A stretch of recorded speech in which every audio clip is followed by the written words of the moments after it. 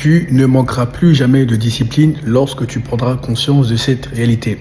Et garde à l'esprit que quel que soit le pilier que tu souhaites améliorer, ce sera dur, ce sera inconfortable et au départ tu auras envie d'abandonner. Que ce soit le corps, que ce soit le mindset, que ce soit la spiritualité ou que ce soit le fait de vaincre ton anxiété sociale.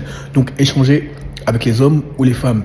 Au début, tu vas te casser la gueule, mais le but n'est pas de rester au sol, n'est pas de rester à terre, le but est de te relever. Tu tombes, tu te relèves, tu tombes, tu te relèves, tu tombes, tu te relèves. Et tu verras que tu seras de moins en moins effrayé à l'idée de tomber et tu te demanderas juste comment je peux faire pour devenir meilleur de 1%, 2%, 3% chaque jour. Au point où, in fine, tu auras une discipline de fer. Pourquoi ? Car tu n'auras pas abandonné dans les débuts, lorsque ça aurait été dur, lorsque ça aurait été inconfortable. Mais tout commence par le fait d'embrasser l'inconfort, la chute et de te relever, tout simplement. À partir de maintenant, tu dois trouver des activités génératrices d'énergie.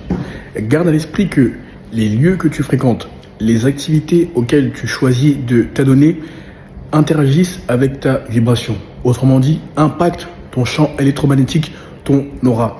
Toi, il faut que tu coupes brutalement les ponts avec ceux et celles qui commèrent, qui passent leur temps à casser les autres, qui n'ont pas de projet stratosphérique, bref, qui ne cherchent pas à s'élever et à t'élever. Il faut uniquement que tu parles, que tu échanges avec des hommes qui ont des atomes crochus avec toi, qui voient grand, qui te propulsent même à d'autres sphères, qui te poussent à voir ton potentiel avant même que tu ne le vois. Et tu remarqueras que tu ne supporteras plus les gens normaux. Par normaux, j'entends ceux qui sont dans le paradigme du survivant. Tout commence par tes standards. Tu accepteras uniquement les hommes et les lieux qui t'élèvent. Tout commence par toi.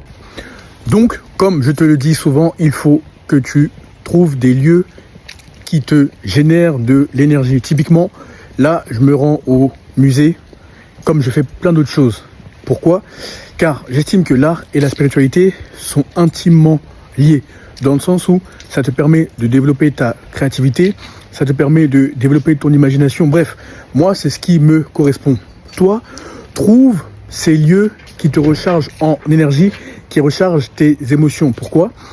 Même dans ces lieux-là, les hommes et les femmes te correspondront souvent et tu verras qu'il y aura des conversations, il y aura des perspectives que tu n'avais pas soupçonnées auparavant et qui te permettront justement de t'élever en conscience, mentalement, etc. Quitte ces lieux basse conscience où on parle des gens